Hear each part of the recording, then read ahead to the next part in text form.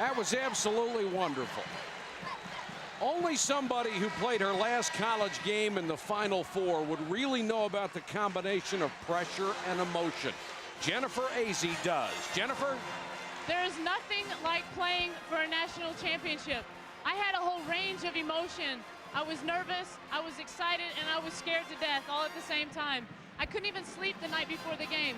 But these athletes seem so composed. It's business as usual. Everyone handles pressure differently, and as soon as the tip goes up, you just play to win. And I loved every minute of it. There's nothing like leaving your senior year with a national title. All right, Jennifer, thanks very much. Sold out here, 17,000 plus. Here's the way Duke reached the final game. They shot 50% in the tournament. They've been a very good rebounding team, better than the regular season, in fact, 7.4, better than their opponents. They won by an average of 13 points. Purdue, also 4-0 in the tournament. They have allowed an NCAA low, 54.6 points a game. And the big three, Figs, Douglas, and White-McCarty, combining for 50 points a game. That is 70% of Purdue's offensive output in the NCAA. This is going to be such a chess match because everybody here at the tournament has said these teams mirror each other so much, and maybe the two factors are Michelle Van Gorp in the middle with her size, and Kari Figs with her versatility on the outside. Duke controls the opening tip. Nicole Erickson handling the ball outside. Douglas is on her. They both play a three-guard offense. Peppy Brown, who loves to drive. She always seems to be able to sucker somebody to come out with her so she can blow by them. She really sets the tone for Duke. And how she's able to blow by them is Michelle Van Gorp clears out of that lane to open it up for Peppy Brown. Watch for Duke to play a triangle and two. Over Van Gorp, the shot won't go for Camille Cooper. Purdue is a team that their post players, Duhart and Cooper, don't score a lot of points by getting the ball in the low post that much. They get it when Purdue is able to drive, penetrate, and dish off. Howard guarded by White-McCarty, looking for a screen and gets it. And now the switch against Douglas. In practice yesterday for both teams, both coaches talked about switching on those screens. This time Brown can't get inside off the head fake. Rebound obviously going to be a key. When Duke has been able to rebound tough, they have come out the victor. Kari Figs, who was so sensational in the semifinals, she starts with a three and can't hit it. Schweitzer with a rebound. She didn't miss too many in the pre-warm-up. Hit 5 of 7 that established a new semifinal record.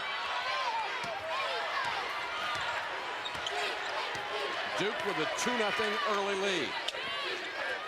Because of the similarities of this team, it reminds me back in 1975 when UCLA's John Wooden last championship team played Denny Crum, Louisville team, in the semifinal games. They were so much alike, and that's almost what these two teams are like. The same system, just who happened to execute it better.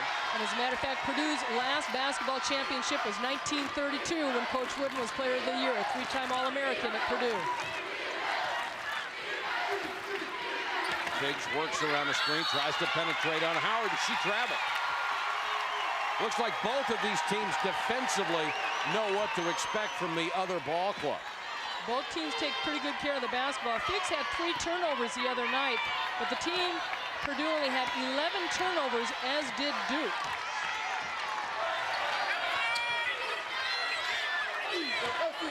And both teams have to be a little tight starting this game. Van Gorp touches it for the first time, kicks it right back out. Now she got it back from Howard, and she's fouled by Cooper. One thing Carolyn Peck told her players, don't reach for the ball. If she's going to get it, then just get behind her, take a step back. Don't get into foul trouble. And don't you think Cooper is big enough to give Van Gorp some problems? At 6'4", no question. And she's got good feet as far as getting a lot of movement. But she doesn't score a lot of points for this team. She does a lot of the things that you don't recognize like that, getting rebounds. Screened Van Gorp off very well. White-McCarty. 17-footer drains it. She had a tough shooting night. against Georgia.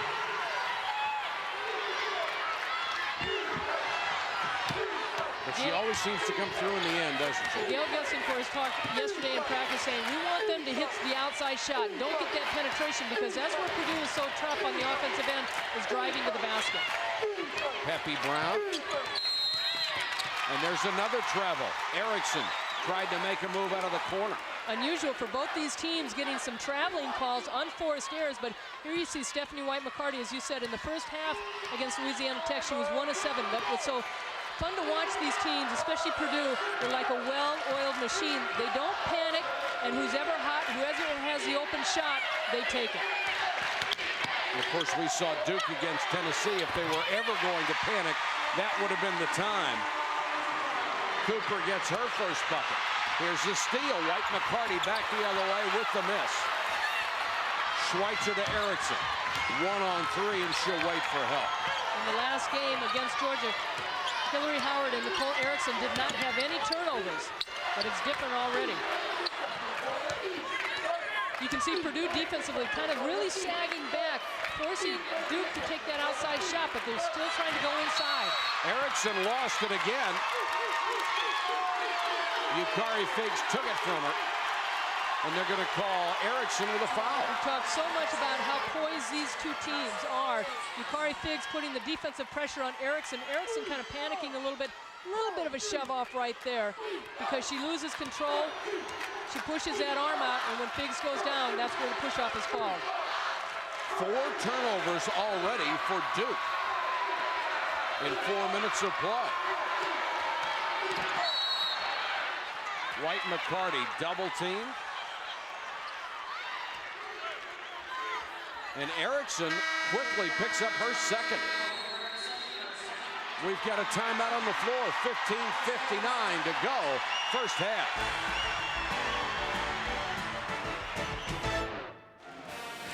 Purdue with the early 4-2 lead over Duke with 15:59 to go, first half of play. Both teams a little shaky here at the start. There's Lynn Dunn, who coached Purdue until 1996 and assembled just some tremendous talent, including most of these Purdue players and 2 of the starters and the leading scorers for Duke. Well, they've been 9 out of the 10 and been to the Final Four. They're all interesting stories how they recruited them. And Michelle Joseph, who was sitting next to Lynn Dunn, and also in this picture in the yellow, was an All-American and has all the records at Purdue. But the way they've recruited all those players, as a matter of fact, Yukari Figs committed to Duke. Called Gail Goestenkors, said, oh, I'm coming to Duke. Then called Purdue and said, no, I'm going to come to Purdue. And then had to call Gail Goestenkors back and said she was going to Purdue. And of course, Goestenkors was an assistant for 7 years. Cooper with a miss. Outlet to Howard, does a nice job to recognize Figs right in her way. And all those years, I should say the first year was not under Lynn Dunn, but Lynn Dunn kept her there at Purdue. Schweitzer has it blocked. Great stuff by Duhart. White-McCarty for 3. She won't miss many open looks like that. Fresh 30 for Purdue, and Figs backs out with it. White-McCarty over a screen. That was a 2, and she missed it badly. Hillary Howard pushing it. Bodies fly as White-McCarty got in the way again, and Douglas back the other way for the Boilermakers. Another turnover by Duke. They look a little rattled. That's 5 in 5 minutes. Figs. The teams are so deliberate going to the basket. They know what they're going to do, and you look at players trying to get defensive position to take charges. Both coaches said defense was really going to be important in this game in positioning how they were going to set up. Purdue is the type of team that does like to take charges. And so far, neither team shooting well at all. Peppy Brown, who had the first basket, gets another. This time she didn't try to drive, just took the wide open jump shot, and that will be available to her all night long. We'll see the team sag off. As again, both coaches said yesterday, we'll let the opponent take the three-point shot, go ahead and beat us from there. They'll put some pressure on them, but they don't want the penetration. And Duke is in that triangle in 2. Figs, nice dish inside to Douglas, but it rims out for her. fight for the rebound. That's going to be a jump ball. Possession arrow will give it back to Purdue. How about this one? Lynn Dunn was recruiting Michelle Van Gorp. Van Gorp was also considering Vanderbilt. And because their birthdays were on the same day, Lynn Dunn said, we were destined to be together. May 10th. Coaches will use anything, won't they? That's right. Lob it low to Cooper over Van Gorp. She forced it. Purdue doing a good job getting inside the defense to get position for the rebound. That time Schweitzer got called for the foul because she was not blocking out. In the last two games against Tennessee, Louisiana Tech, Purdue has done a wonderful job just screening and get a body on somebody. Right now, they are not concentrating on that. Figs out of the corner. Peppy Brown got her hand on a rebound and knocked it out of bounds past White-McCarty out to Purdue. That's a perfect example. White-McCarty gets her hands on the ball. Instead, Peppy Brown turns to go to the basket instead of turning and getting a body on White-McCarty.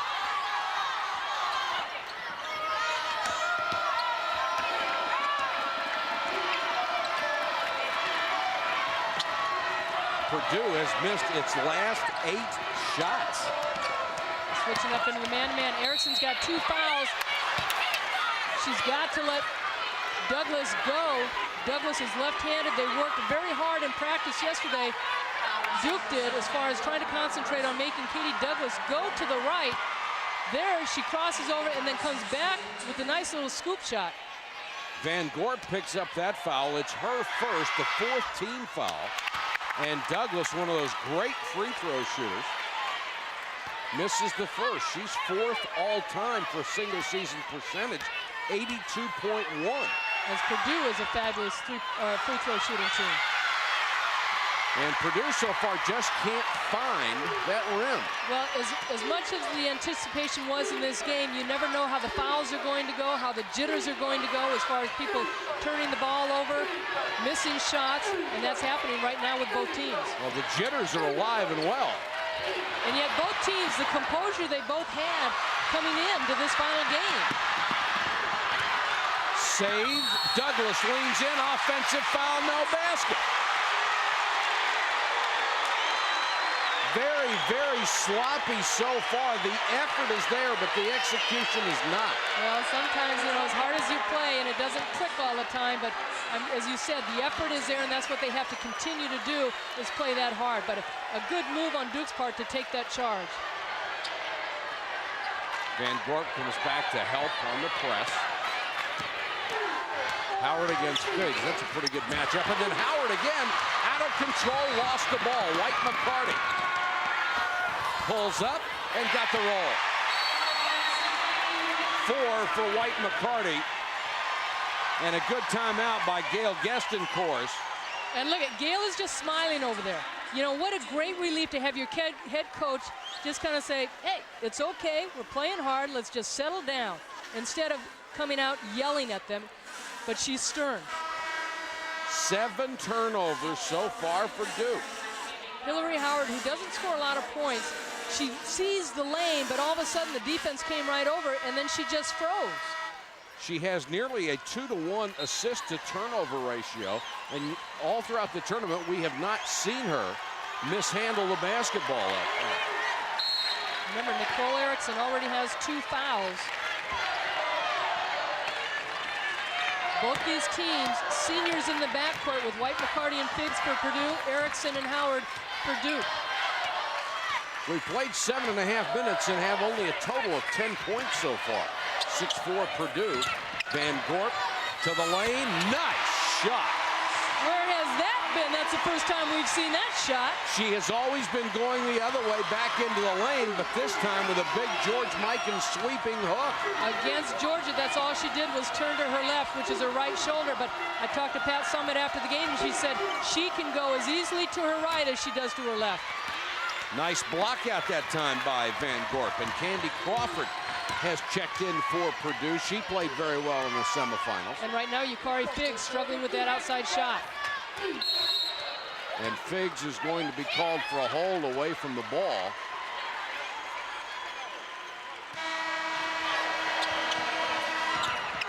Good space in the middle for Michelle Van Gorp to just bring it in there, because lots of times you don't like to see the big player put it on the floor.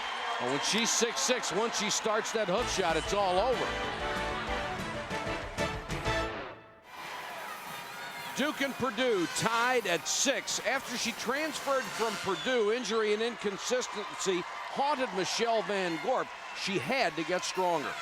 She worked so hard in the weight room this summer. It's incredible the change that she's made.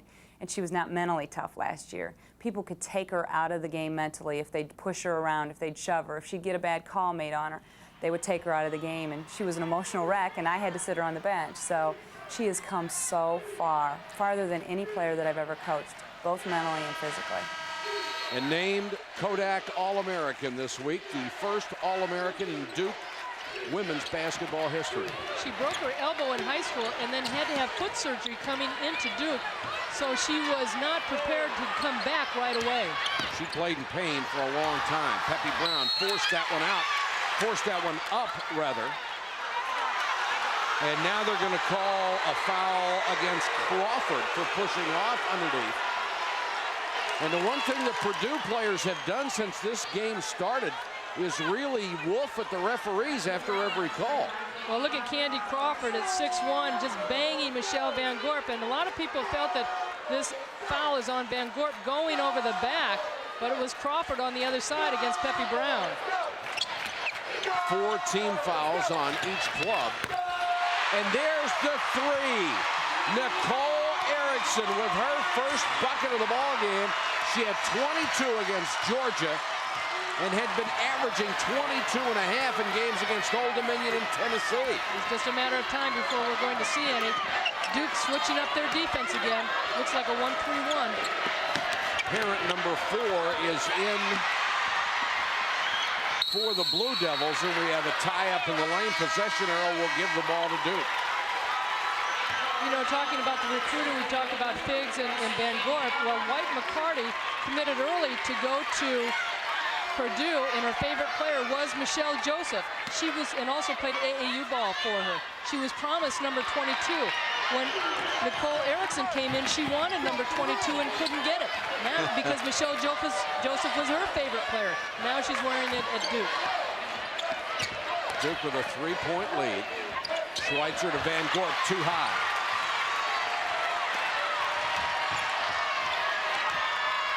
White-McCarty always seems to be in great control.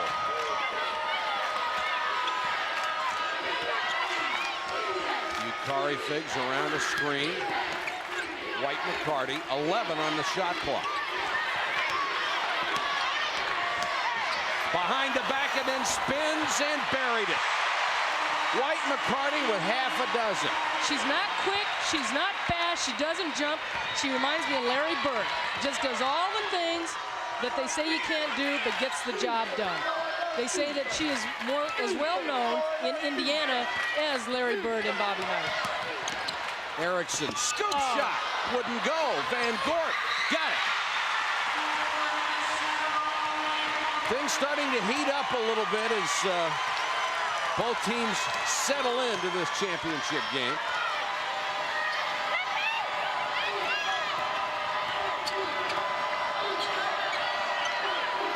Cooper really backing Van Gorp in. Douglas gets it to Duhart. Shot clock at 8. White-McCarty rattles another one home. She has 8. As much as Yukari Figs in the first half the other night had 18 points. Again, it was all within the framework of the offense, just as White-McCarty is scoring right now.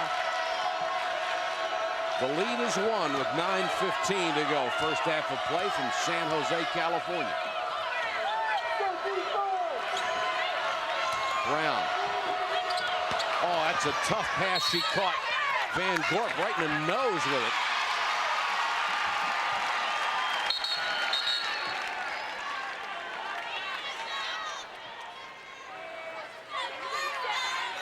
Just a nice little spin move and off the bank. Doesn't get rattled. She sets herself up so well. She sets her teammates up well. You see how this defense just sagged because the screens were down low and she just popped up. She doesn't go in full gear.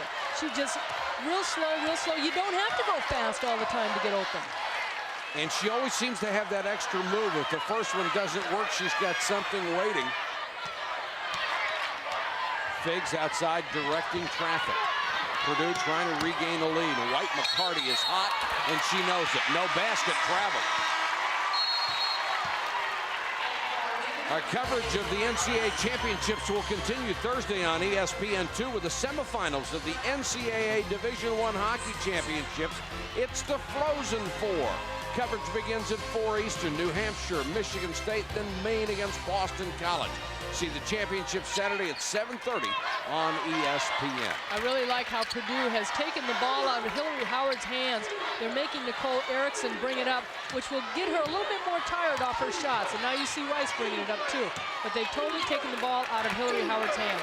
Lauren Rice into the game. As Ann said, she has had an impact on every game she has come into in the tournament. Erickson, they need her three-point shooting ability. Rice unloads because the shot clock was running down. And then Rice tips it away from White-McCarty. That's what the pressure did in starting the offense. Duke would like to have Hillary Howard start the offense, but it took them so long to get the ball in her hands. That's why the shot clock was able to run down.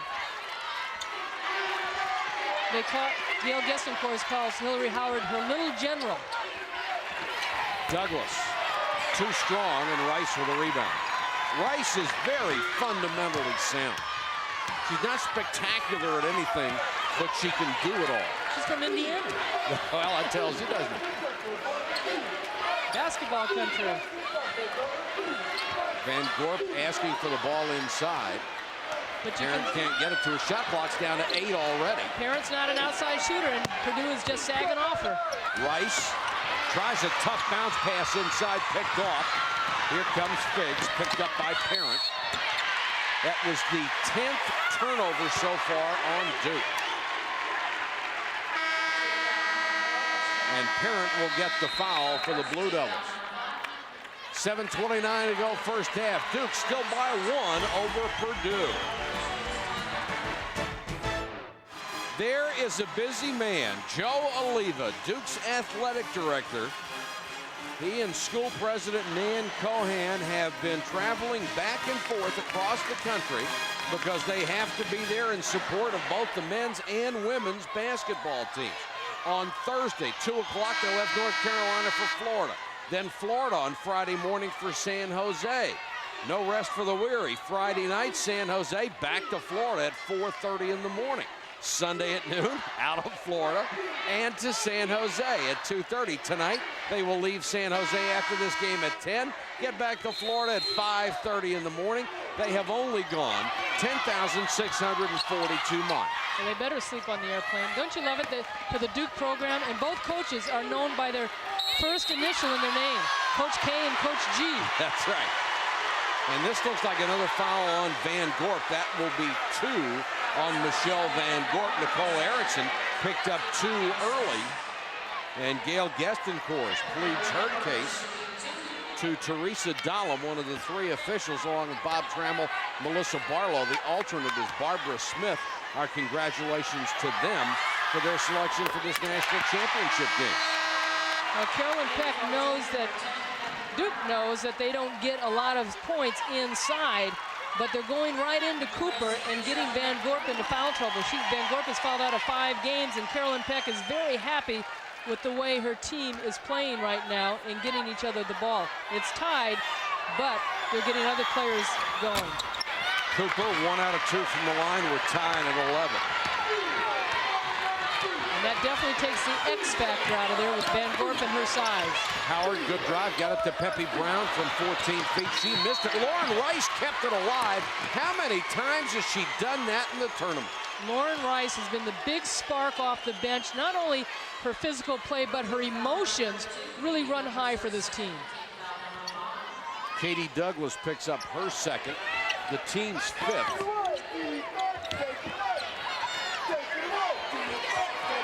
Howard will reset with the taller Douglas against her. Nearly lost.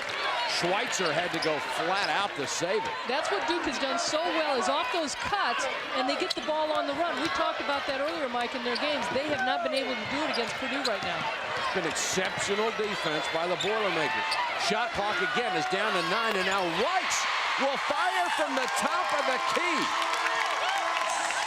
Had a toe on the line, so it's a 2, but a pretty-looking shot anyway. Gail Goestenkors called Rice over in the Georgia game because Rice had missed 2 easy shots, and she said, that's what we set you up for. She said she can really challenge Lauren Rice, and then Lauren Rice will go out there and play.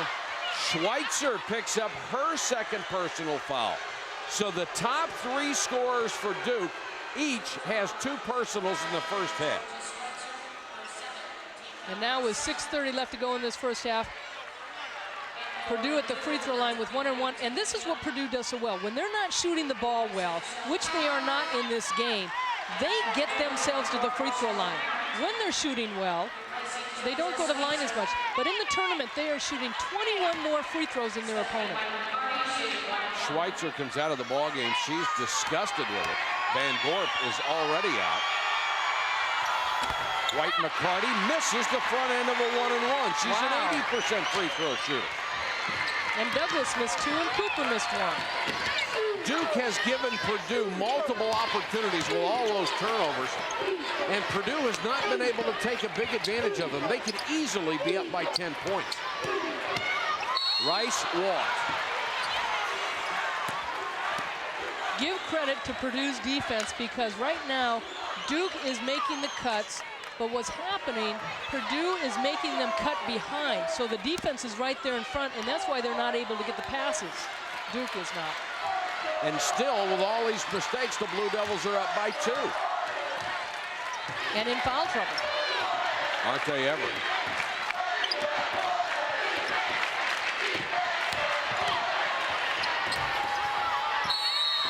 That one hit the top of the backboard and will be out of bounds. And Purdue just unable to hit open shots so far.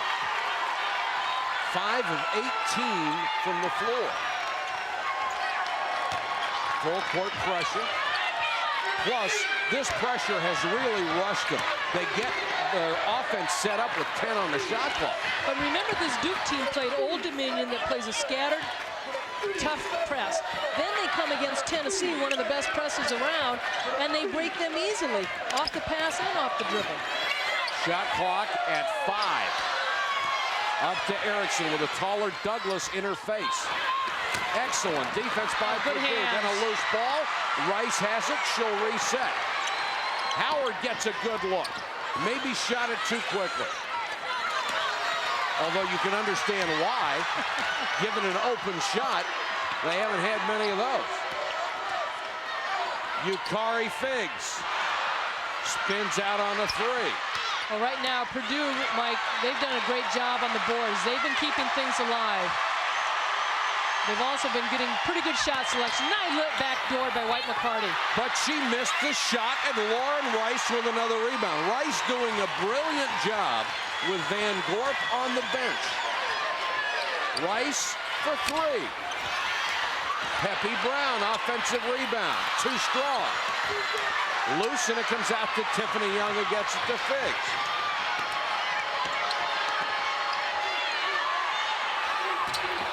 Brown, too strong, rebound to Parent. Or that was, check it, Tiffany Young.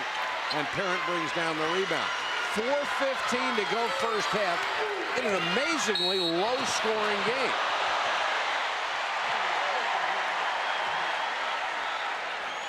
Bodies flying. We'll check that out in a second. First, let's go to Jennifer Azzi. Duke is really struggling, Jennifer.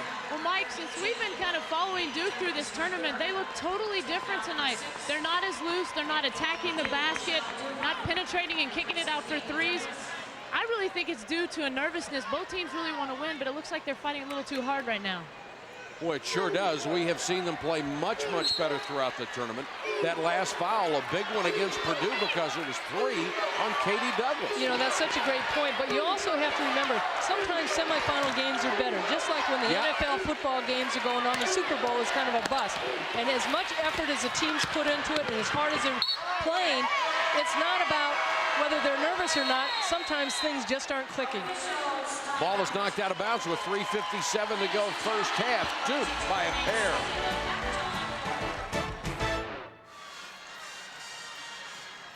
Duke with a 13-11 lead, only 3:57 to go. First half of play from San Jose, California. There's Brent McCarty the husband of Stephanie White-McCarty, and right now his wife has been Purdue's only scoring threat. For more on that, here's Jennifer Azzi.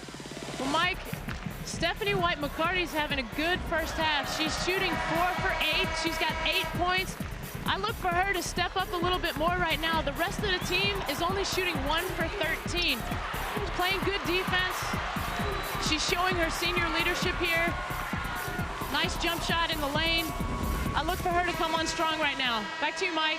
All right, thanks, Jennifer. Carolyn Peck said that Vivian Stringer of Rutgers said after that Rutgers-Purdue game that Stephanie White-McCarty can breathe life into death. That's how good she is. Oh, and she did. They were, at one point, it looked like they were dead because Rutgers was really hammering Purdue.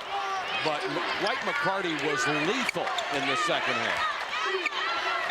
Yukari Figs, who has not had much of an impact in this first half at all. White-McCarty gets tied up, tries to hand it to Cooper, and there's a foul before the shot. Well, a tough call for Duke because they had White-McCarty tied up, and she was able to somehow squeeze that pass in between the double team to Cooper. Foul was on Lauren Rice, her first. And Cooper, the sophomore from Georgetown, Kentucky, will go back to the free throw line. Cooper had a pretty good game against Louisiana Tech, 7 points and 5 rebounds in 21 minutes. She's hit only 1 out of 3 chances at the stripe. Duke continues to lead by 2, even though it seems to be such a huge advantage for the Boilermakers. And you would think for Purdue it would be the advantage that it is a low-scoring game. Howard to Erickson. She's playing with 2. Howard can shoot. Got it. The 3 from Hillary Howard is a 39.7% outside shooter, and that's the biggest lead of the game. Only the second time that Duke has been able to penetrate like that and kick it out. Erickson's got a 3, and now Howard has a 3. There's the lob behind Rice successfully to Cooper. And here's that full court pressure again. They get up to Peppy Brown. Doing a great job of keeping it away from Howard. Right now she's being dogged by Kelly Kamara. So what does Howard do? Howard's got to try and do some backdoors or get better screens to cut off. Shot clock at 7. Kamara right in her face. She's able to kick it out. The 3 from Rice missed, but Parent was there with a follow. Rochelle Parent, who averages about 14 minutes off the bench, does a good job on the boards, and she's a defensive specialist. Duke would be the first 3 seed to ever win this tournament. White-McCarty can't hit it. The follow is good by Cooper, and right now she's just handling Lauren Rice inside with the absence of Van Gorp. And that's good awareness by Purdue to be able to spot her up. Howard, a little stutter step, gets it to Rice. Duke, with all its foul troubles, would just like to survive the first half. Instead, they're thriving, and Parent hits another one. 4 off the bench. Neither one of these teams run an awful lot fast break situations. But it looks like both are starting to crank up the offense a little bit. Figs throws it away.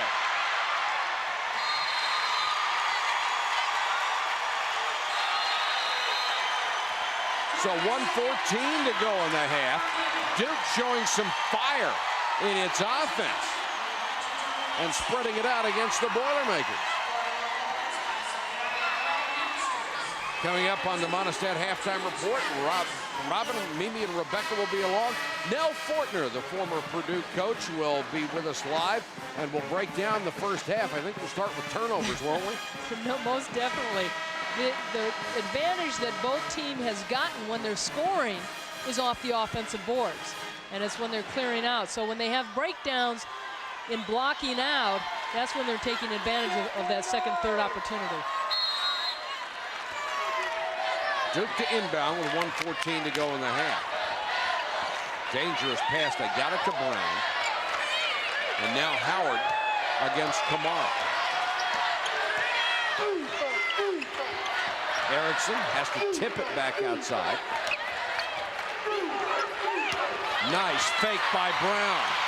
And then she missed the shot and lost the rebound out of bounds. Peppy Brown, what a great move to get free. And she is disgusted. Sometimes when you take that angle away from using the backboard, you see how the ball just bounces off the rim, but it was a great move by Brown. Parent on White-McCarty trying to keep her from getting the ball. Duhart, and somehow the ball got through. I still don't know how. When I see that Purdue is doing well on the penetration, they're using their rolls. They're going to call the foul on Parent, I believe.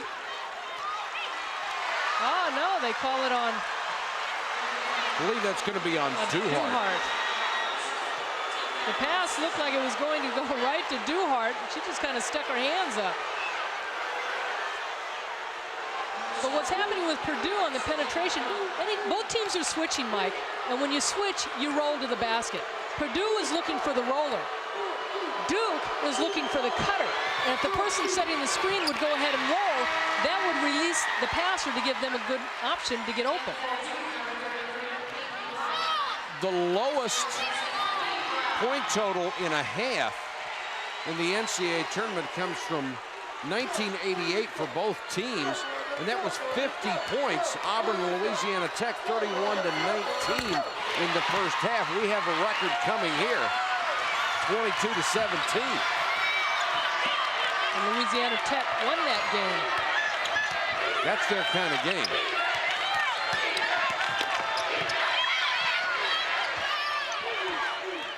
Shot clock at 15, about a second and a half difference with the game clock.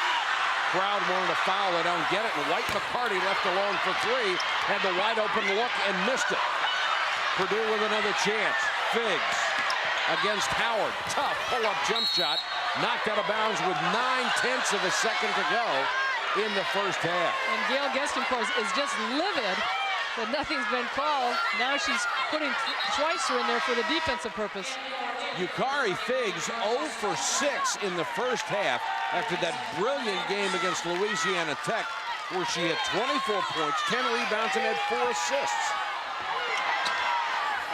Figs at the buzzer, catch and shoot, and she can't hit it. So Purdue, in spite of a myriad of mistakes, somehow survives their foul trouble as well, and they're up at the half, 22-17 in this national championship game. That's our halftime story. Let's check in with Robin, Mimi, and Rebecca. The San Jose Arena was 17,000 plus, and at the half, the lowest scoring first half in championship history, with Duke leading it 22-17 over Purdue. Welcome back to San Jose, everybody. For the purist, it was not a pretty game in the first half, but that's because the defense, and I think Robin, Mimi, and Rebecca hit it right on the head. The defense is forcing them to do things they don't want to. It really did, because both of them know the strengths that each other has. I think the biggest key in the second half for both teams is how they adjust offensively. Are they going to go backdoor because of the pressure defense? When they set the screen, are they going to be able to come off those screens? And if not, use the roll, because that roll is wide open. Take a look at the first half statistics in this 22-17 game. Duke shooting 39% with 11 turnovers. Purdue only 29%. They are 0 for 6 from three-point range. Figs and Douglas, no points between them. 0 for 9 from the floor. This is really stunning compared to the brilliant performances we have seen from both of these teams throughout this tournament. Figs trying to get by Howard, a runner, goes in.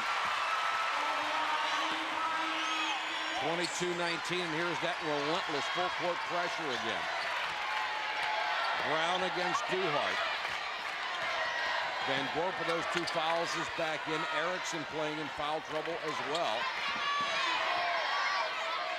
The other point you made too in the first half, Mike, was that Duke especially is getting the ball on the perimeter to non-shooters. They kick it into Van Gorp. She turns into a double team and forced it up. If she turns the other way, she has a clear shot.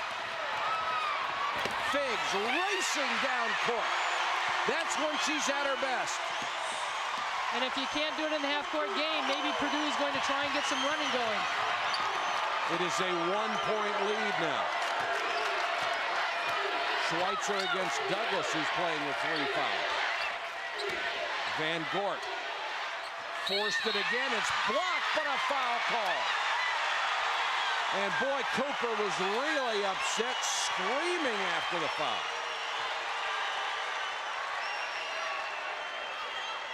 Good play by Camille Cooper, just keeping her feet at 6'4". You'd think at 6'6" that Michelle Van Gorp could get that shot off. She went right into the defense, turning to the right. Erickson with a miss. Duke taking off-balance shots, and if Purdue can continue to get some defensive boards, they can quickly get the ball up, and look at them set up in their half-court game. White-McCarty for the lead. She can't hit it, and Schweitzer is knocked to the floor by Duhart. On that last possession, the last block, there was no foul called on Cooper, and that's a good call. They made it a jump ball situation. The possession arrow gave it back to Duke, so Cooper continues to have only 1 foul. Neither team shooting the ball well. The worst that Duke has shot this year was against Connecticut here in San Jose, the very first game, 26%. And for Purdue, it was against Arizona, 37%. And Schweitzer lost control of the ball and called for a double dribble. Duke has got caught on that unforced error so much in the first half, and there they do it again on the right side, dribbling down the right lane, and they're looking to kick it out, and Purdue is just standing right there waiting for it. A dozen turnovers against Duke. Purdue again with a chance to take the lead. Brown, their quickest defender, was on White-McCarty, but she works around a screen. Yukari Figs has come out hot to start the second half. Van Gorp kicks it to Howard. Ahead to Schweitzer. Nice kick over to Erickson, and they will call Schweitzer with a charge. 3 on Georgia Schweitzer. Both these teams looking to take charges. Beginning of the season, Purdue wanted to come out and say our goal in each game, if we can do it, to get 3 charges against the opponents. Well, they've done a pretty good job in this game. So Schweitzer will go to the bench with her 3rd. And Schweitzer was named most valuable player of the East region with the scoring and the defense that she did, and she's struggling in this game. No points. She had a career-high 22 in that upset of Tennessee. Duhart down low, forced it up against Van Gorp, but that 6'6" frame made her alter the shot. The crowd just waiting for somebody to explode offensively. Parent to Van Gorp, and that's the place they have to get the ball, and she scores. Van Gorp now with 6. What they were able to do is bring Van Gorp to extended free throw line to set the high pick, and then she was able to drop down after the rotation of the passing.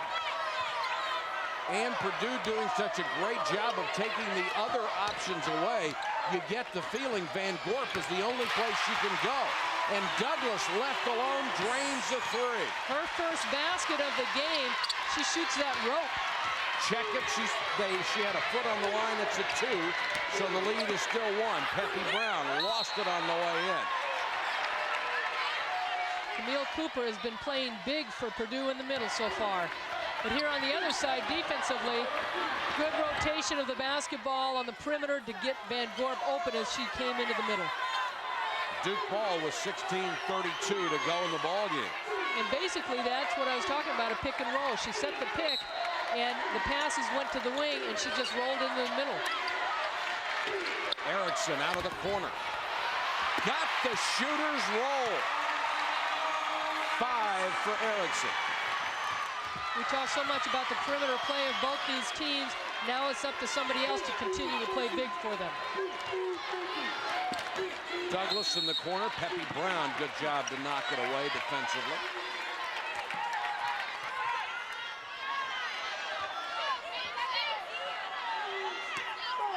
White-McCarty to inbound to Figs.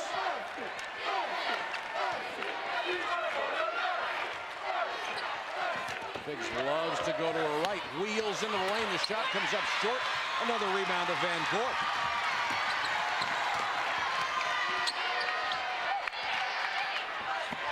And look at 4 white jerseys sagging in. They couldn't get over there.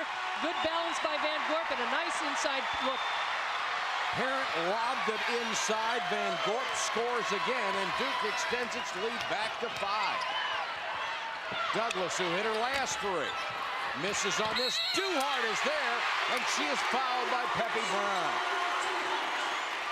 Duhart with great inside position.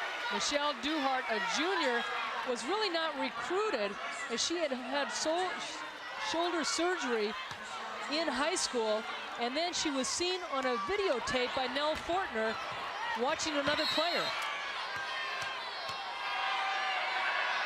Duhart, only a 52% free throw shooter, hits the three-point play the old-fashioned way. Duke is up by 2 as they start to lean on their All-American center, Michelle Van Gorp. She has them up for a national championship. Welcome back to San Jose. It's Duke up by 2. I'm hanging out with Roger Craig and his daughter, Remitra Craig. What brings you to the women's Final Four? I'm a big women's supporter of sports, and I think it's great that we're hosting the Final Four right in our backyard, and I think it's great for the high school kids to see something like this. Remitra, you're going to be a college star someday, I know. Is this exciting for you? Yeah, it's really great. You know, everyone's playing well. They're playing really great defense, so it's really exciting to watch. Okay, thank you both, and now back to the game. All right, Jennifer, thanks very much. And Remitra was very kind. They are not playing particularly good offense, but she's right. The defense has been sensational. An observant viewer.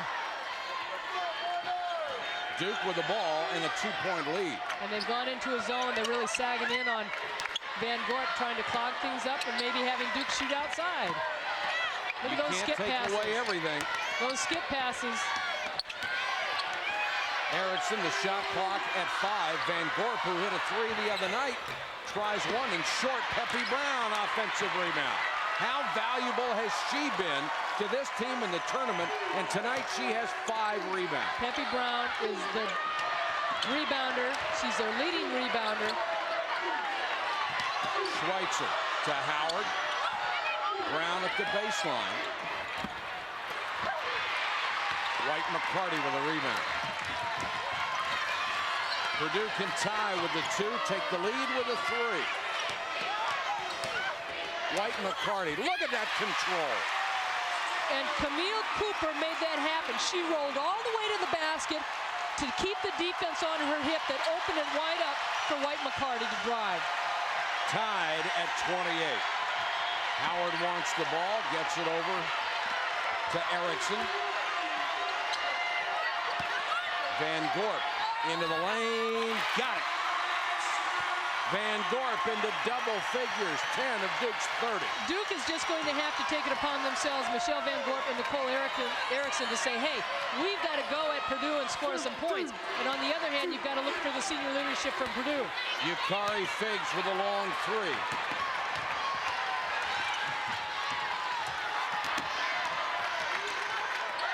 Nothing has come easy for either team on the offensive end of the court tonight.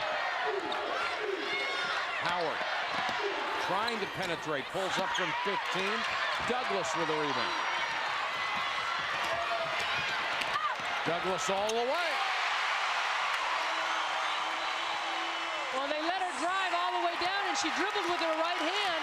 People know she's left-handed, but then all of a sudden she switched to the left side because they never forced her completely to the right. Brown loses it. Purdue's last lead was at 6-4. Douglas slices in, missed it, got her own rebound. Well, that's a tough shot. She didn't hit anything, so it's surprising they didn't call a travel. The shot clock doesn't recycle, but it doesn't matter as Figs cuts to the basket, and Purdue has regained the lead, and Duke wants a timeout. When they have been able to run, their offense has looked great because of their athletic ability. And plus, when they've had the opportunity to run and push it against Duke, they know they can attack. They did it a few times in the first half. Yukari Figs, we talked about her versatility to be able to not only shoot the ball from the outside, but to take it to the hole. And here she goes with the left-hand side. She goes right by Van Gorp and underneath her and uses the glass very nicely. And if they can get inside against Duke like that, that will create a lot of problems. Yukari Figs, who was 0 for 7 in the first half from the floor tonight, 3 for 6 in the second half. And some big ones, including that one that gets her club back on top. And it was like the other night. White-McCarty, who struggled in the first half, ended up with 17 points. They're too good to hold down forever.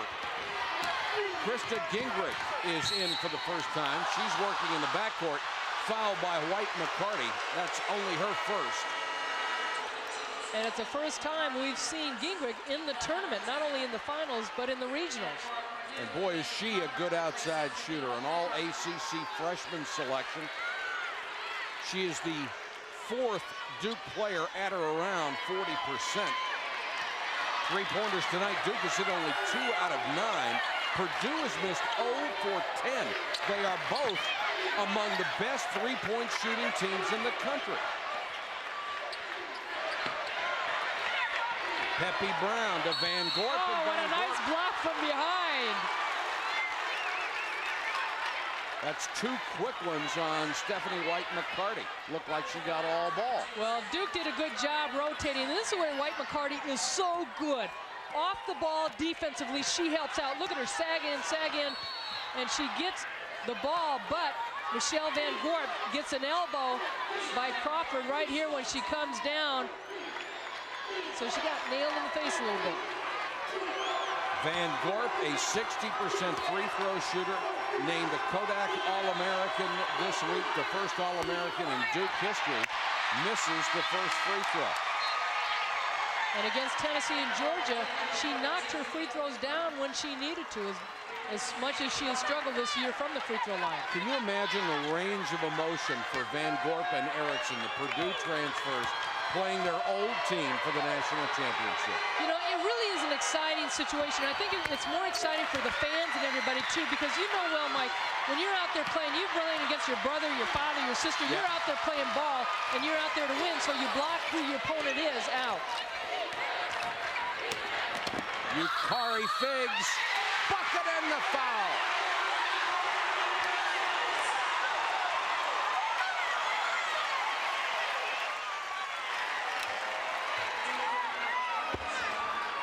Yukari Figs just turning it up a notch.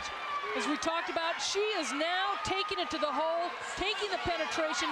She knows she has the advantage because Duke does not have the players in there that are capable of handling her from the outside. And once she penetrates, she is beating even the secondary defense, and Van Gorp getting called for the foul. Figs can't complete the three-point play. The lead is 3. 8 points for her in the second half. And Purdue on an 11-3 run to regain the lead in this ballgame. Gingrich. And Cooper has done a great job on the boards. Comes down with that. 5 rebounds for her tonight. Purdue forcing the tempo. They're pushing the ball up the court against Duke. White-McCarty hits the little baseline jumper. It's 36-31. Biggest lead for the Boilermakers, the #1 ranked team in the country. Nicole Erickson's got to get involved in the offense of this Duke Blue Devil team. She's got to look for her shots. It's kind of tough when you've got Yukari Figs on you, though. It's a walk on Brown, and right now, the poorest outside shooters for Duke are the ones who are getting the good looks at the basket and unable to convert. Back in a moment. Gail and Gregory Figs, who have certainly enjoyed this Final Four, maybe more than anybody, because their daughter Yukari lit it up in the semifinals, and tonight in the second half doing the same thing, Ann. 4 of 7 in the second half, 0 of 7 in the first half. She has taken it upon herself, and again, it's all within the framework of the offense, but she is the aggressor. She's attacking, she's taking it to the hole, and she's getting by the Duke defense. Yukari Figs. Yukari means precious gift in Nigerian from her godparents. She's been a precious gift to the Boilermakers in the Final Four.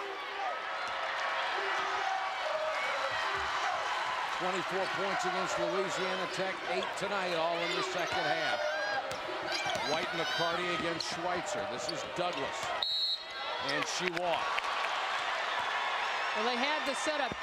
Camille Cooper is really doing a good job, Mike, clearing out the middle. She's backing in to open up the outside for Purdue. She's done a lot of the little things that don't show up in the stats, but really show up in the coaches' films. And that shows up 15 turnovers for Duke. Rice kicks it into the corner to Erickson.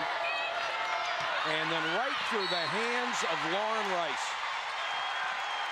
The Duke players that you do not expect to make the fundamental errors are the ones that are doing it tonight. Lack of concentration. Peppy Brown on the bench, who was a good rebounder but has struggled also. She was their top scorer in the first half, but the concentration level isn't there for Duke. Douglas to Cooper, and they'll call the foul. They also get the bucket. And Erickson has picked up her third. Camille Cooper, only a sophomore. They do a nice job getting down low, strong move to the basket. And Purdue is loving it. And the Figs. You know, this year on a trip down to Florida, Camille Cooper, not a great shooter, but everybody, there was an alligator outside their hotel, and she was the only one that hit it. Throwing stuff at it. And another turnover as Hillary Howard got the ball to the baseline, and for the 17th time tonight, Duke has thrown it away.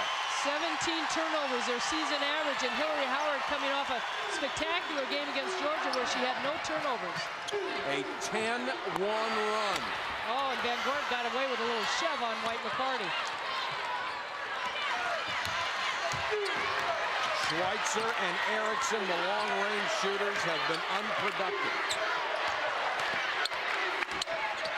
Schweitzer into the lane. Good help defense by Purdue. And then a save by Douglas in the corner.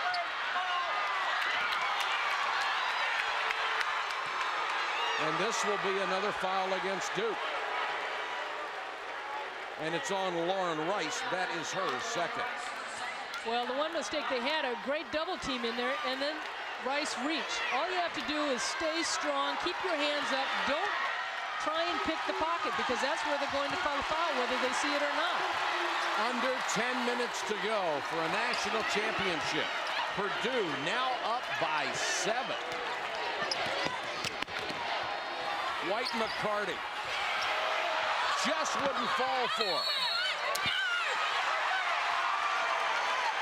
Out to Purdue, and now the Duke players being just as vocal lately about the calls as the Purdue players were earlier. And this is where Gail Goestenkors said last year Michelle Van Gorp mentally would get out of the game. Calls wouldn't go her way, not only on fouls, but out of bounds. And she would kind of gripe about it and hang her head. But she, this year, has kept her head in the game. Figs, tough shot from the baseline. Yukari Figs, 10 points all in the second half. And this is the biggest lead of the game for the nation's top-ranked team. Duke has broken this precedent. We talked about them breaking the press against Tennessee. There, Nicole Erickson's got to look for that shot. Breaking the press like that, they were aggressive against Tennessee. They looked to score off of breaking the press. They have not done that against Purdue except just that time right now. 40-34, Douglas to Figs.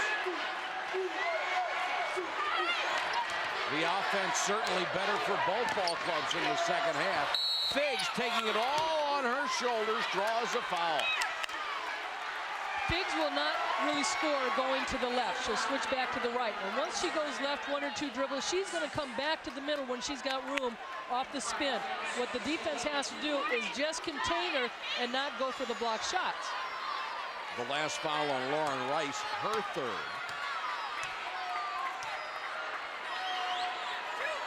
Figs, who has never gotten the publicity that her All-American teammate Stephanie White-McCarty has gotten, has never been bothered by it, and she always talks about what a wonderful person that Stephanie White-McCarty is and how great friends they are. No jealousy whatsoever. They're like Butch Cassidy and the Sundance Kid. I mean, those two are so close, and as Brett McCarty was talking about, they need each other. They're so good for each other.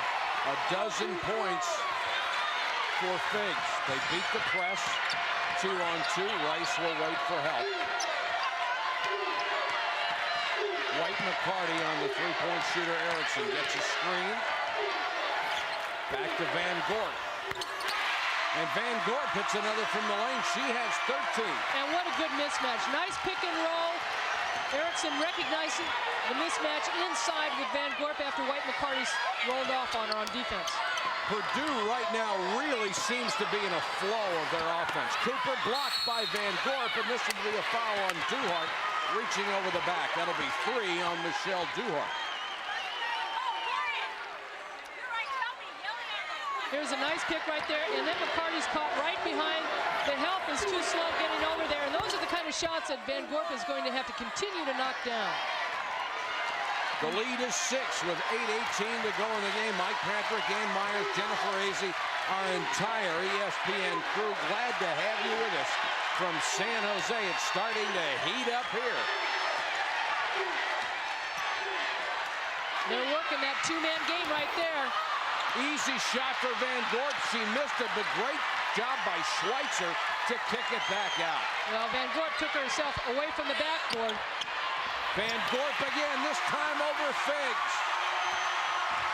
15 for Van Gorp, and Duke comes right back. Douglas with a great drive and missed the shot. I don't think she could believe she was that wide open. Purdue has just done a good job attacking Duke on that transition defense, and unfortunate for Douglas, but she comes out smelling like a rose right now. White-McCarty slapped it away. Douglas back on the attack. White-McCarty slices in, really forced that shot. Well, Purdue is trying to pick up the tempo. They're making Duke run. Duke really doesn't want to run. They want to set up in that half-court game. 7:04 and counting. Erickson for 3. Cooper with another rebound. It's a good two-man game, but the other players for Duke, they've got to come down and do something for Duke. Figs nearly lost it, keeps her dribble. Douglas, that's a 3. Douglas has 7, and that shot was huge as Duke was making a run.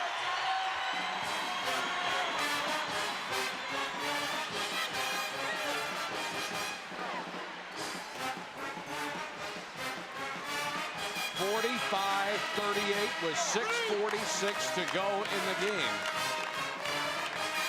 The momentum has clearly shifted to Purdue. They are keeping the pressure up. That is the first three-pointer for Purdue. They got it by attacking defense and kicking it back out. They are 1 of 12 from three-point range. And this is a team that shoots 38.3% from the floor for the season. And they usually knock down about 5 three-pointers in a game. And it's not like they haven't had their looks tonight. Figs and White-McCarty have both had some open shots.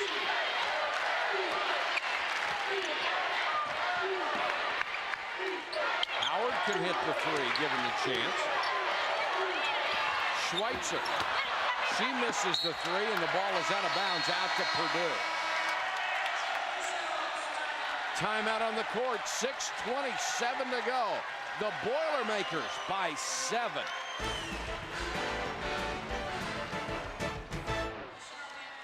That's the beautiful San Jose Arena, the site for this year's national championship game. And Purdue with a 7-point lead over Duke with only 6:27 left to go in the ballgame. Steve and Arlene Peck, Carolyn's parents, they have watched her as the head coach at Purdue for only 2 years. This is her final game because she is leaving the program for the WNBA. She will be the coach and general manager of the Orlando franchise. And she is the middle of 3 children. She has an older brother and younger brother. Her brother Mike is an assistant coach at Penn State. But ever since Carolyn was little, she has wanted to coach in the NBA. She was a big Philadelphia Sixer fan with Dr. Julius Erving, and so now she gets her dream to coach in the professional ranks. Douglas working with a right hand. Collision. They don't call any foul on that one. Nothing. Ball is out of bounds to Purdue with 12 on the shot clock. Players in foul trouble get very anxious about that. They hear the whistle and they just turn around and wait.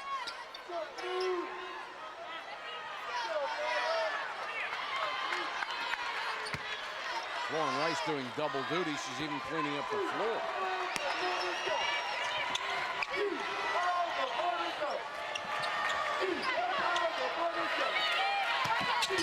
Douglas, shot clock down to 5.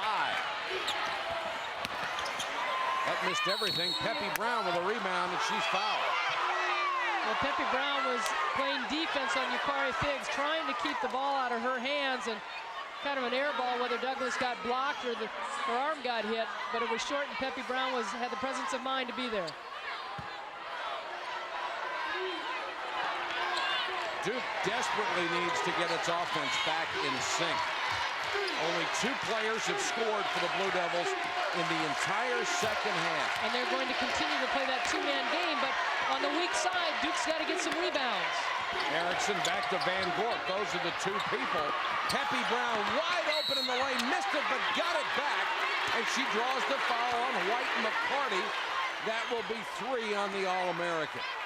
Friday Sports Century salute to the top 50 athletes of the century continues with number 42, Sandy Koufax. The episode will examine his 4 no-hitters, World Series .95 ERA, in addition to his career with the Dodgers. Sports Century this Friday at 10:30. Kufu, not a lot better than him. Well, you've known him forever. I got to meet him at the ACC tournament for the first time this year. He was a basketball player at Cincinnati. Huge hands. Peppy Brown with another rebound and draws another foul inside. This one will be on Cooper, her 3rd. Somebody asked me yesterday, Mike, what makes Peppy Brown so good? And for me, it's her balance.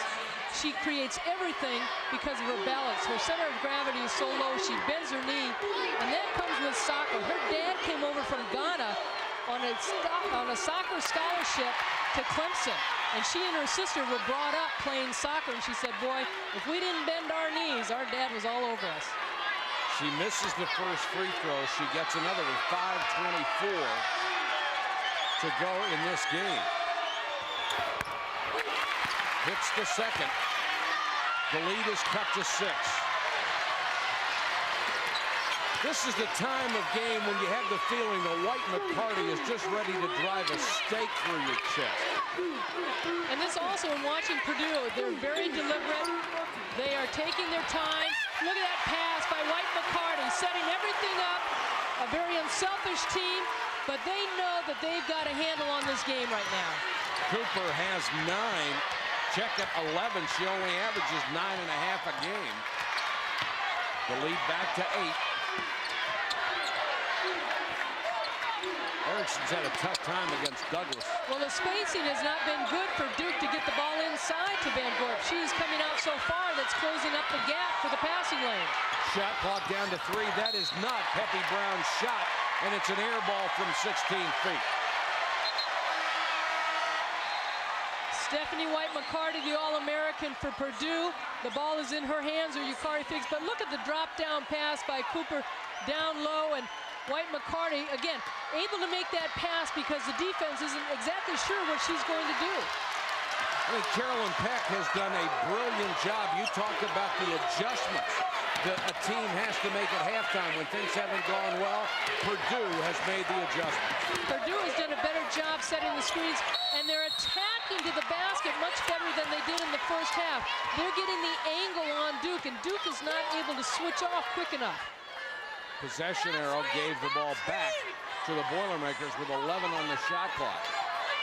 And Carolyn Peck said, this team, we've got 16 partners. Everybody on the bench included, no matter players, coaches, everybody is a partner in decision making. And White-McCarty is down and hurt. She is writhing in agony on the floor. This is a 5-on-4 possession.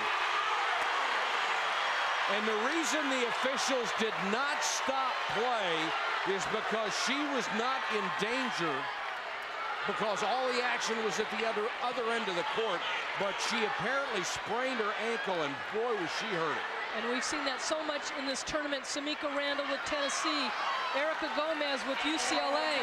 And this is going to be very difficult for Stephanie White-McCarty, her senior year, with 4 minutes left in the championship game, if she cannot continue. And from the way she is going off the court and almost unable to put any weight on it. And Carolyn Peck giving Kelly Kamara, the 5'7" freshman, a pat on the back, so you got to come in here. But here she squares up, and you see the defense come underneath her, and there you see, I think it's Lauren Rice, on her underneath, came down on the shoe. It actually was Nicole Erickson coming out of there. That basket cut the lead to 5, and White-McCarty continues in tremendous pain on the sideline. And now they can't look at their All-American. Somebody else will have to pick up the slack. You're going to look either for Yukari Figs or Douglas. Douglas has had a pretty good second half. She's real calm, but also Cooper has been real strong for this Purdue team. That's the 4th foul on Erickson, and Douglas will go to the free throw line. An 82.1% free throw shooter. She had missed 2 earlier in this game.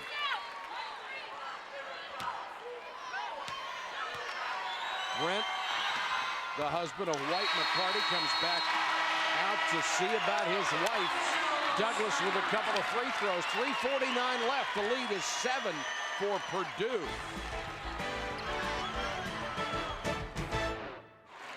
Back in the women's championship game in San Jose, Purdue has increased its field goal percent shooting to 38%. They've hit only 1 of 13 threes, but those 18 Duke turnovers have been the huge difference in this ball game. That really has killed Duke, because this game has been pretty even because of the poor shooting, and rebounding has been pretty even, but the three-point shooting's been terrible, and shot selections, and but the turnovers, and a lot of them have been unforced turnovers. White-McCarty with ice on her ankle. The shoe is off, and they're trying to retape her ankle, but she is in a lot of trouble. And that's the warrior she is, if she wants to come back into this game. Kamara is in for her, dogging Howard. There's the screen.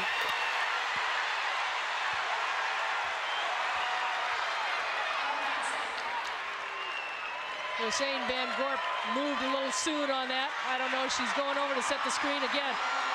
Duke has been running in the second half the 2-man game with Van Gorp and either Howard or Erickson.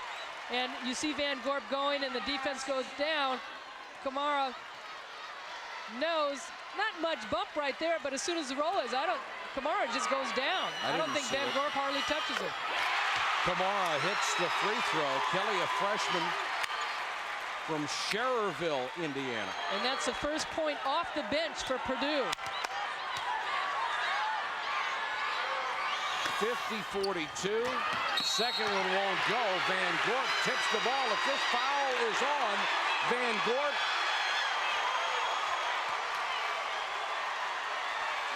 and it is. Let's check in with Jennifer Azzi for an update on White-McCarty. Well, Mike, she's sitting at the end of the bench. She looks like she's in an awful lot of pain. The tears are coming out. They're taping it really tight right now, so I'm not sure if she'll be able to go back in the game or not. She's really struggling over here. Oh, from the expression on her face, I don't care how much they tape it. It doesn't look like she can stand up. Well, I know Erica Gomez for UCLA, and there you see Brent McCarty, the concern on his face. Gomez tried to go when she sprained her ankle. 3:26 to go in the ballgame. 50-42 Purdue. Here's the reset. Duke with one more foul will put Purdue in the double bonus. Duke with 2 timeouts left, Purdue with 3. And Duhart will go to the free throw line. 5 points for Duhart in this ball game. She's hit her only free throw opportunity. And Michelle Van Gorp really has to watch herself on fouls round. She's got to stay in the game for this team. Erickson bringing it up. The Blue Devils down by 8. Erickson left alone, takes the set shot. Apparently with the follow and missed it completely after she had a point-blank look at it. Boy, is that tough. I mean, wide open, and they're calling a foul. Gail Goestenkors obviously not happy with it. They're going to call it on Parent after missing that follow-up, which was an easy layup follow-up. The defense was completely going towards Michelle Van Gorp off the roll. And there you see Stephanie White-McCarty limping back. Well, she is in obvious distress, trying to get back out on the court. And as much as she wants to come back, Mike, you also have to realize, too, and accept that you go out there with that kind of ankle, you're not going to help your team.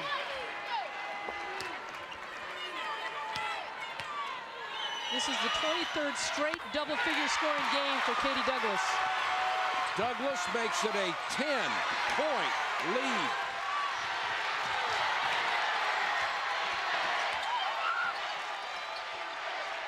The man-to-man defense has been terrific for Purdue. Purdue has kept the ball out of the ball handlers and the shooters' hands, and they've put the pressure on. Great pressure right there by Figgs. Yukari Figgs is fouled by Erickson. That will be 5 on the senior from Fullerton, California. The former Purdue player has fouled out of the national championship game. Nicole Erickson, a great career at Duke. Just frustrated all night. Did not have opportunities to get shots. She hit 2 3-pointers, but never got involved in the offense because of the pressure defense of Yukari Figgs, and Stephanie White-McCarty cheering her teammates on. And we talked about the closeness of this team.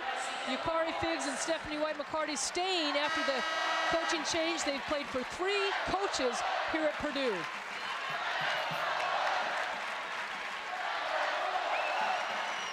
Erickson fouls out with 8 points. She had a tremendous NCAA tournament. 24 against ODU, 17 against Tennessee in that huge upset, 22 against Georgia in the semifinals, but held to 8 tonight. And I have to give her some kudos there. She's close to where I grew up, Brea, California, where she won 4 state championships. But there was another great player out of Indiana and Kentucky right there, Yukari Figgs, all over the country. Figgs makes an 11-point lead. Gingrich comes back in for Duke. They need all the 3-point shooters they can find. You really have to give credit to also this press really disrupted Duke. They did not break it as cleanly and sharply as they would have liked to, and then they stopped running their offense and quit attacking after they broke it. Gingrich back out to Rice for 3. She can't hit it. Peppy Brown offensive rebound. Duke's got to be in a hurry now. Howard launches one. And it's out of bounds to Purdue. And Duke not getting the breaks either. There have been several, it appears to be multiple touches that have gone out, and they certainly haven't gotten many of those calls. But it's Purdue's defense, not the officiating, that's made the difference in this game. There's a reach-in foul on Brown. Sports Center coming up following our broadcast. We have 2:14 to go here from the San Jose Arena. And Purdue on the verge of its first women's national basketball championship.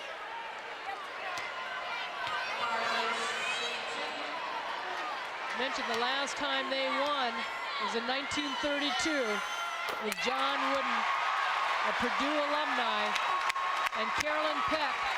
The only other black woman to coach in a Final Four in a championship game was Vivian Stringer at Cheney State. She also was in a Final Four with Iowa, but Carolyn Peck would be the first black woman to win a national championship. And Vivian Stringer came close with Rutgers this year. They had Purdue down. 56-42. Gingrich into the lane, forced to shot up. A lot of contact, no whistle, and then Douglas is fouled. If the Boilermakers go on to win this game, they would be 34-1. The only loss, a 1-point defeat at the hands of Stanford early in the season. That was here in Palo Alto on the West Coast after they had beaten Tennessee had beaten Arizona at Arizona, and on a questionable call, the score was tied 72-72, and Regan Fuhren hit the last free throw at the end of the game with 1 second left.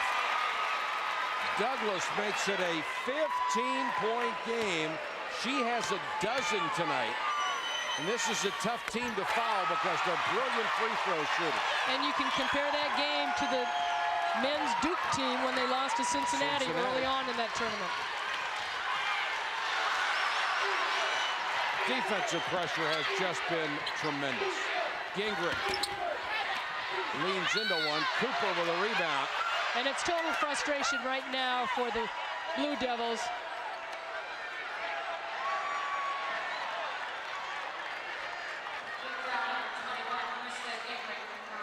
Foul was on Gingrich, her first.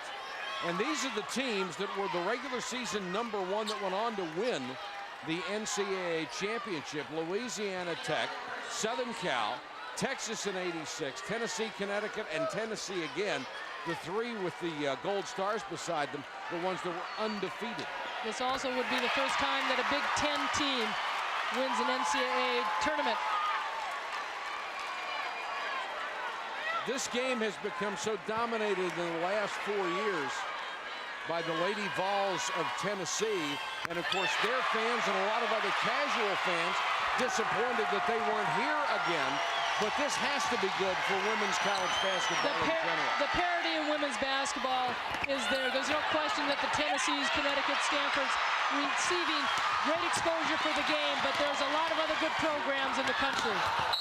Figs tries to get it to Cooper on the run in the lane and throws it away. 1:27 to go in the ball game, and Purdue now leads by 18 over Duke.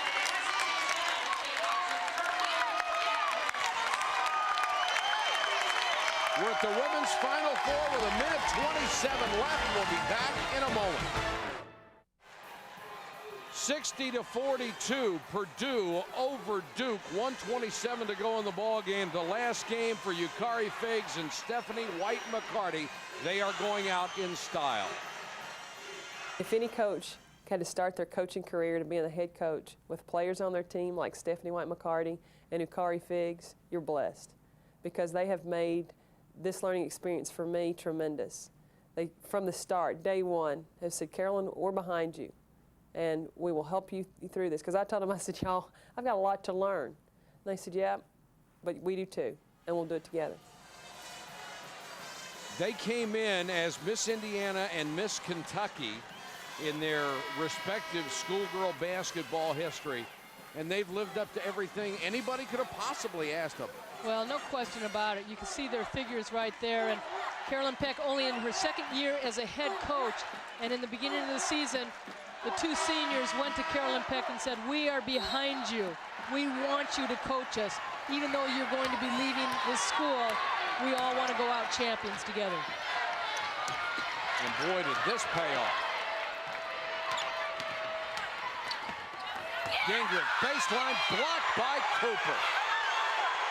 Camille Cooper has probably been the unsung hero so far for this Purdue team. You look at her size, she gets overlooked, doesn't score maybe a lot of points, they don't look for her, but she has played big in this game. Howard against Figs. Back to Howard, 1:06 to go in the game. Howard for three.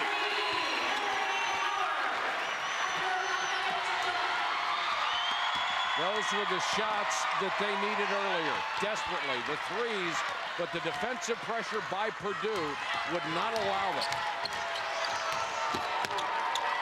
And Purdue just calmly handling the pressure. Figs fouled by Peppy Brown on a hand check. And our Nike player of the game tonight, Yukari Figs from Purdue. 16 points, all of them coming in the second half after that brilliant performance she had in the semis with 24 points. She has just been magnificent. And Carolyn Peck wanted to make sure that she said hi to her 90-year-old grandfather, Eugene Peck, back in Jefferson City, Tennessee. Got to be very, very proud tonight. Purdue has hit its last 12 free throws, and that's all they have had since Stephanie White-McCarty went out of the ballgame. Free throw. Gingrich for three. And saved to Douglas. Good play by Duhart. 24 seconds to go in the game. This is the time when all the sweat, all the pain, that all disappears. All you can think of is we're the best. And Purdue is 34-1 and national champions.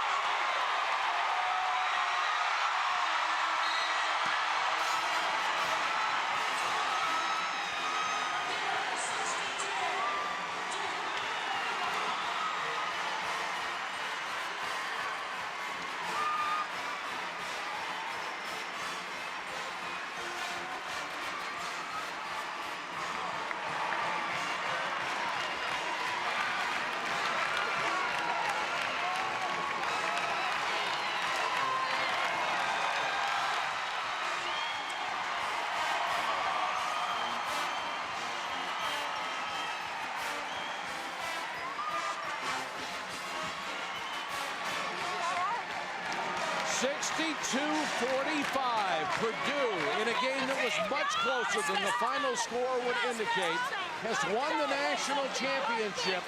The dream died hard for the Blue Devils, trying to become the only school ever to have men's and women's championship programs in the same season. But they gave it a great run through the tournament. 62-45 the final. From courtside, Mike Patrick along with Ann Myers. Let's go up to the booth and Robin Roberts. All right, let's get back down on the floor with Mike Patrick and Annie Myers. Mike? All right, Robin, thanks very much. I have the winning coach, Carolyn Peck, here. This must be one of the emotional highs of your life. I tell you what, it is the highest. It is the highest. This team has done this all year long. They have stood behind their teammates.